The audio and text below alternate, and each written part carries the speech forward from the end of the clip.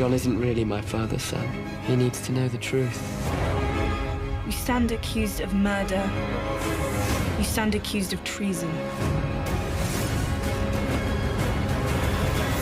The last thing you're ever going to see is a Stark smiling down at you as you die. The time has come. And the three-eyed raven. Winter is here. The war is not over. The Night King, he will find his way to the world of men. When he does, you will be there waiting for him.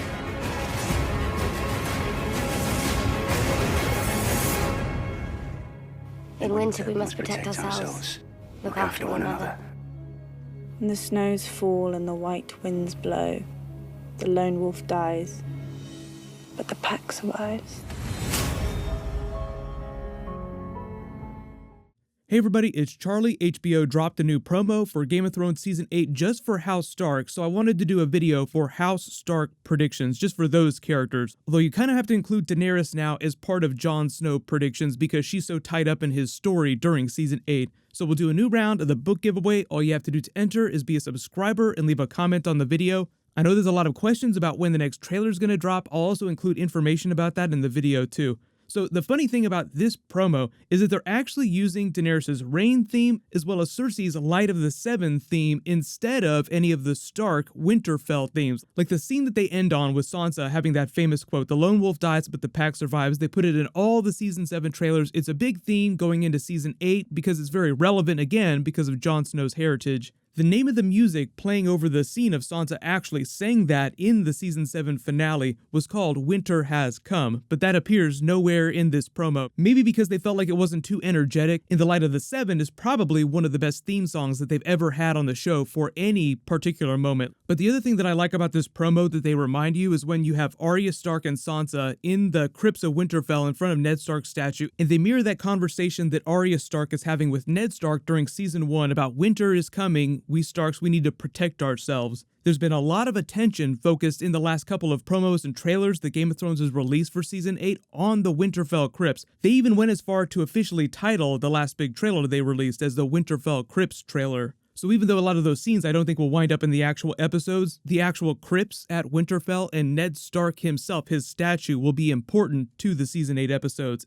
particularly when Jon Snow is learning the truth about his parentage. But these are my top 10 predictions for the Stark characters, and a lot of these are based on the footage that we've already got, the interviews that the actors have done, and what the producers have said, like all the public-facing information that we have. So starting with number 10, the season begins with the scene of Jon Snow and Daenerys arriving at Winterfell, greeted by Sansa, probably Arya, hopefully Bran is also there too, so that all the Stark children are there in that first scene. But it's also intended to be a parallel reference to the scene of Robert Baratheon arriving with his procession at Winterfell in the very first episode. So obviously all those awkward introductions that you have in that first episode, the funny almost standoff that they have, like it almost looks like Daenerys is having a brief little standoff with Sansa. Everyone's been playing it for memes. I don't think it'll be quite so crazy in the actual episode when we're watching it. But number 9, the footage that we've already gotten has shown us and been corroborated by Sophie Turner and the producers that Sansa opens the season not trusting Daenerys at all. She's not happy to host her army, her dragons at Winterfell because the North remembers that the Mad King burned Rickard Stark alive and forced Brandon Stark to strangle himself in the attempt to save him.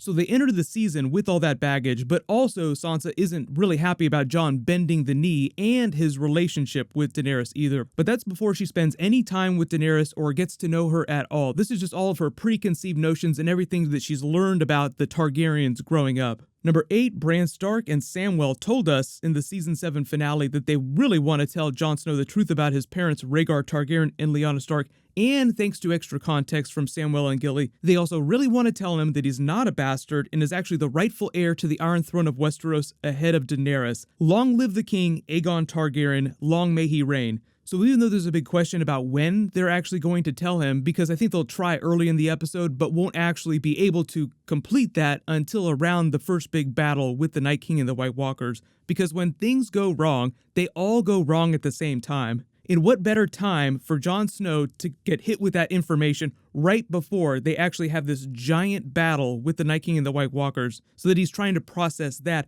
but also deal with the very real threat of death at their door. The reason why they would wait to tell him, just from a dramatic structural perspective, is that anytime the characters feel like they get too safe or everyone's too happy with themselves, or when there's no drama, is when a writer typically sets off a big drama bomb, like Jon Snow's true identity going off at everyone's faces. But just from a narrative perspective, number 7, before they set off that big Jon Snow drama bomb, the drama between Sansa and Daenerys settles, and they find a mutual respect for each other, even if they're not going to be best friends or anything like that, because it's hard to imagine Sansa ever getting really excited or super happy about anything ever again. Just look at her face through all of season 7, even when she's relatively content, like she feels like she's doing the right thing, she's got that stern look on her face. That's the new face of her contentment. I think that's as happy as she ever gets, pending a few big twists that are a little bit lower on my list here that I'll talk about in a second. There are a couple of things that could probably make her really, really happy, but I don't think that we'll see that till the very end of the series.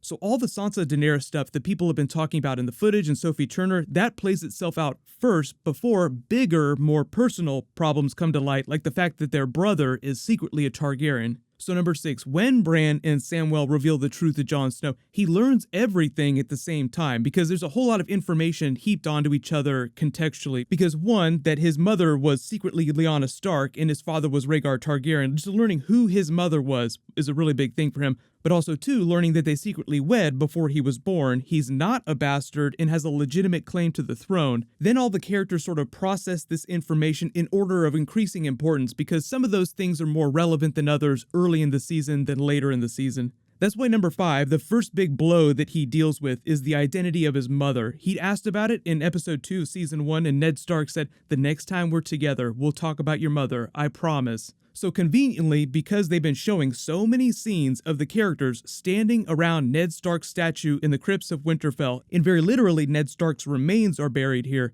it stands to reason that they pay off that setup of Ned Stark saying, "The next time we're together, we'll talk about your mother," that Jon Snow learns the truth in the presence of Ned Stark in the crypts, so that he can stare at Ned Stark's statue while his brain is slowly melting inside his head. Then he can turn and walk to his mother, Lyanna Stark's statue, like we see him walking past in that last trailer video, and look upon her face, knowing the truth. This has been my mother this whole time, and just sort of wondering, watching his brain go 1,000 miles a minute trying to process it all. That's why I think that number 4, the characters process the Aegon Targaryen of it all. After that, towards the end of the series, he and Daenerys avoid each other for a little while after they learn the truth of things, because they've been in a relationship, so they throw up in their mouths for a little bit. So obviously they don't want to be together for a little while, even though they have feelings for each other. And it takes the rest of the season to process that information and for Jon Snow to come to terms with the truth of his identity. Like, he and the other Stark children eventually won't care who his father was. He grew up their brother, a Stark of Winterfell, and Jon identifies as a Stark, so he's not suddenly going to turn on that immediately after learning the truth. But remember how George R. Martin keeps referring to Tolkien? Even though the ending won't be the Lord of the Rings ending, remember how Aragorn took the entire run of the Lord of the Rings series to the very end before completely accepting the royal aspect of his identity. This is who I am and who I'm meant to be. Jon Snow is the most reluctant King of the North that has ever been in the North, so by the finale he will have come to full terms with his Targaryen heritage and his relationship with Daenerys. It's not like everyone will find out, then the next episode they'll all be totally cool with it.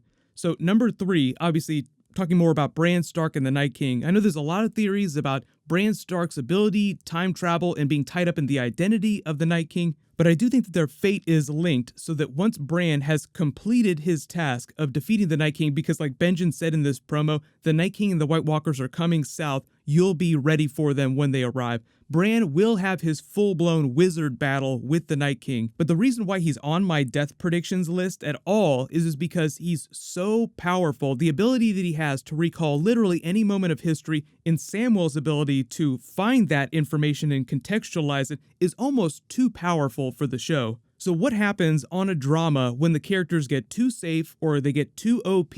Usually the writers take something away from them. So regardless of what happens with the Night King and the White Walkers and Cersei, one way or another, they lose their ability to get any kind of information they want to out of Bran henceforth. Either he goes completely catatonic or he straight up dies in the attempt to kill the Night King. But there's no way you can be that powerful and then be completely safe. There's always consequences. And because Ramsay Bolton, if you thought this was going to be a happy ending, you haven't been paying attention. I think that Bran, even though they will be successful in their attempt to stop the Night King, all of his mental issues and problems won't suddenly just magically go away. Number 2 though, really big one. The show and the books have been foreshadowing that Daenerys would eventually become pregnant again. Because the show has now passed the books in the last couple of seasons, the show has taken that idea way further. There were several scenes during season 7 foreshadowing that she would become pregnant with Jon Snow's child and lay another dragon egg. So early prediction, before the season 8 finale, Daenerys learns that she's pregnant again and in time will lay herself that extra dragon egg courtesy of Jon Snow. For all the death predictions that people want to lay on her too, regardless of what happens in the finale, she lives to give birth to that baby. The only way that they could justify the timeline and have her actually give birth on the show would be to, one, say that she's technically already in early term pregnancy when they arrive at Winterfell, and then during the season, episode to episode, they have a couple big time jumps to cross that 9-month gap. Or 2, if Lord of the Rings style, there's a montage in the finale where they flash forward and she gives birth in those flash forwards, because they do play it really fast and loose with the way time moves episode to episode on the show, so it's not unprecedented for them to jump forward in time a lot, several weeks at a time within single episodes. So we'll see how they deal with the rapid transit system during season 8, because there's only 6 episodes and they'll be going all over Westeros, and typically it takes a long time to get from one place to another, so that is a way to explain how she could become more and more pregnant heading into the finale. But number 1, probably biggest prediction, and they've been foreshadowing this for a while, that the Iron Throne in the Red Keep will be completely destroyed as they were in Daenerys' visions in the House of the Undying. But instead of it being really melancholy like it was in the visions, because at that time Daenerys was so focused on going back and reclaiming the throne, she's been so bent on it this whole time, by the finale she and Jon won't actually care about the Iron Throne anymore, and even though it'll be the end of the War for the Dawn, that'll be a big success, it won't be the end of all the drama between the surviving great houses. She will still find a way to temporarily break the wheel, so to speak, but everything repeats, so there's no way that this will be the last war to ever go down in Westeros. Because Daenerys' story parallels Aegon the Conqueror so much, Aegon the Conqueror's actual story of what it was like during his reign is a good template for what will probably happen going forward beyond season 8.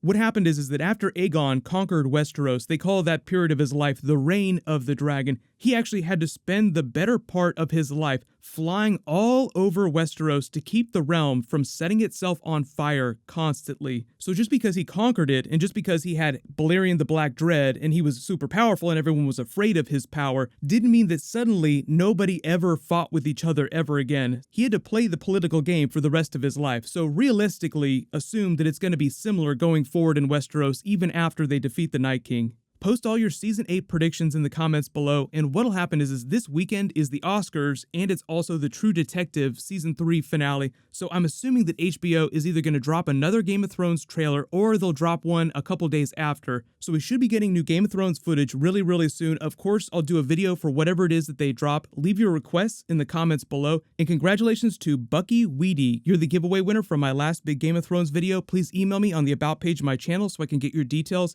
Click here for my new Arya Stark Clegane Bowl theory video, and click here for all my Game of Thrones Season 8 episode trailers and promo videos. Thank you so much for watching. Everybody stay awesome. I'll see you guys tonight.